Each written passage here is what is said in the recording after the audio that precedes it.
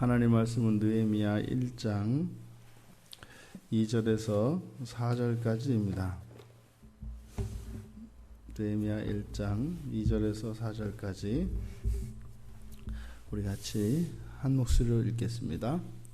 내 형제들 가운데 하나인 하나니가 두어 사람과 함께 유다에서 내게 이르렀기로 내가 그 사로잡힘을 면하고 남아있는 유다와 예루살렘 사람들의 형편을 물은즉 그들이 내게 이르되 사로잡힘을 면하고 남아있는 자들이 그 지방 거기에서 큰 환난을 당하고 능욕을 받으며 예루살렘 성은 허물어지고 성문들은 불탔다 하는지라 내가 이 말을 듣고 앉아서 울고 수일 동안 슬퍼하며 하늘의 하나님 앞에 금식하며 기도하여. 아멘. 느헤미야의 신앙과 느헤미야의 민족 사랑이 잘 나타나 있는 그러한 본문입니다. 먼저 느헤미야의 가족에게 있었던 과거의 일을 우리가 유추해 볼 수 있게 하는데, 지금 2절을 보면 느헤미야의 동생으로 보이는 하나니가 유다에서 느헤미야를 두어 사람을 데리고 찾아오는 장면입니다. 그러니까 에스라가 기환하였던 그때와 지금 사이에는 시간의 공백이 13년, 정확히는 12년의 차이가 있는데, 왜냐하면 아닥사스다 20년이고 에스라가 갔을 때는 7년이었기 때문에, 그래서 그 공백이 12년의 공백이 있습니다. 그래서 이제 그때 12년 전에 이 느헤미야 가정도 아마 예루살렘에 돌아가는 일에 대해서 고려했던 것 같아요. 그래서 어쨌든 하나님은 에스라와 함께 포로 생활을 이제 마치고 귀환하기로 했고, 느헤미야는 남아 있었던 것으로 보입니다. 이때 당시에 이스라엘 사람들, 이 유다 사람들에게는 이 포로지에 있는 것 자체가 사실은 큰 굴욕이고 수치였기 때문에 깨어있는 사람들로서는 자기의 고국으로 돌아가는 것이 꿈이었을 것입니다. 근데 어찌하였든 느헤미야는 남아 있었던 것이에요. 자, 그 느헤미야에게 하나니가 이제 찾아와서 이들은 그러니까 목적을 가지고 느헤미야를 방문한 것입니다. 그러니까 지금 유다에 있는 그 유다 백성들의 그 공동체의 삶이 뒤에 나오는 것처럼 너무나 피폐했던 것이에요. 그래서 무슨 대책을 세워야 하는 그런 상황이었기 때문에 이들이 궁전에서 관리로 있는 느헤미야를 찾아온 것으로 보여집니다. 느헤미야를 찾아온 형제 하나니가, 이 하나니는 여호와께서 은혜로우셨다라고 하는 뜻을 가진 하나니야, 성경에 자주 나오는데 하나니야의 축약형입니다.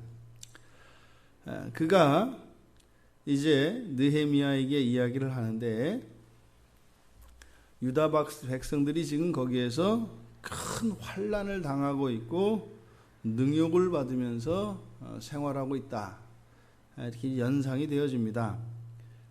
굉장히 부당한 대우를 받으며 또 모욕을 당하며 유대인들이 그곳에서 생활하고 있었던 것입니다.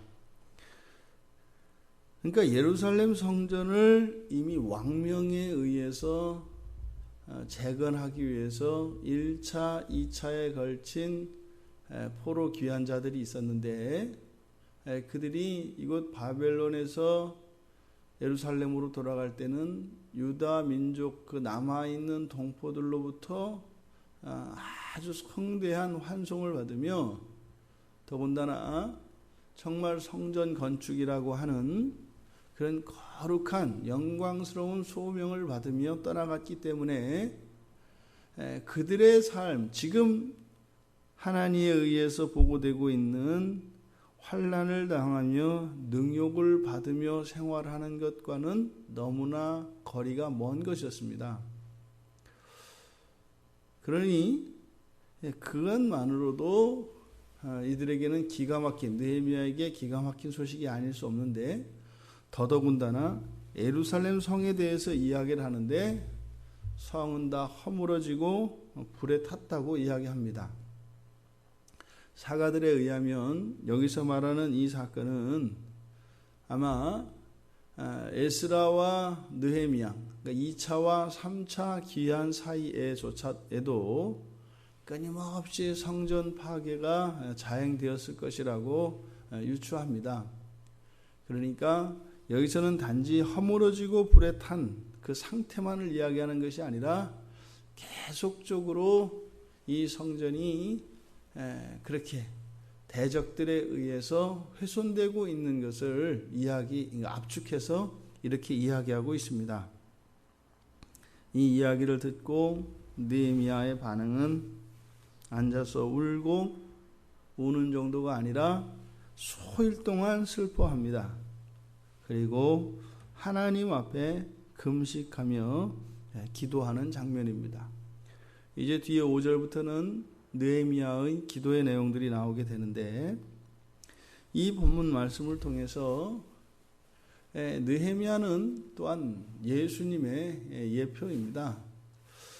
이 느헤미야가 지금 예루살렘에 있는 그 백성들을 향하여 갖게 되는 이 애통해하는 마음, 이것은 이 땅을 살아가는 우리 그리스도인들을 향한 주님의 마음이라고 하겠습니다.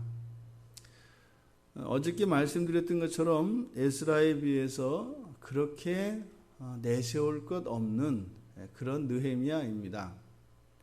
그런데 느헤미야 전체에서 그의 신앙이 어떠하며 그의 능력이 어떠하며 그의 됨됨이가 어떠한지를 우리가 곳곳에 배어있는 그 사건들과 그런 진술들을 통해서 우리가 알 수 있는데, 결코 에스라에 뒤지는 인물이 아닙니다.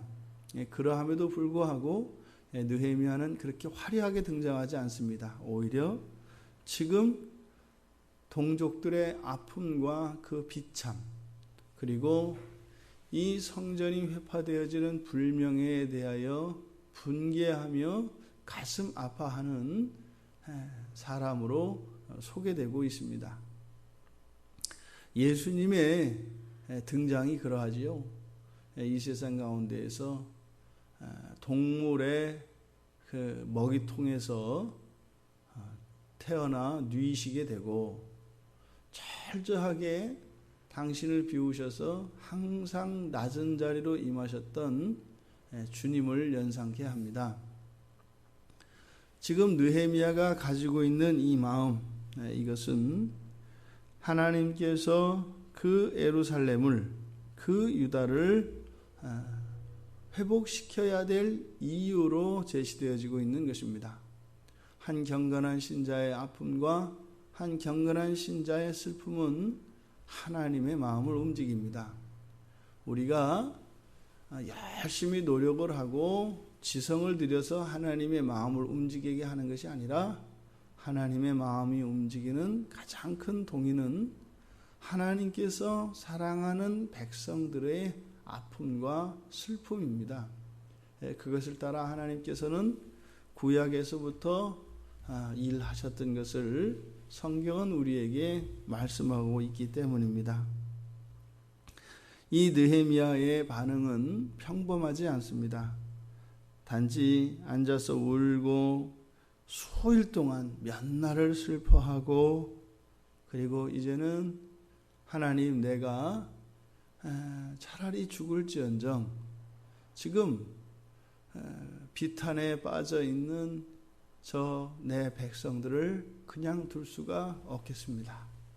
제가 무엇인가 저들을 위하여 하지 않고서는 내가 차라리 죽는 게 낫겠습니다. 라고 금식을 하며 하나님께 기도하고 있는 것입니다.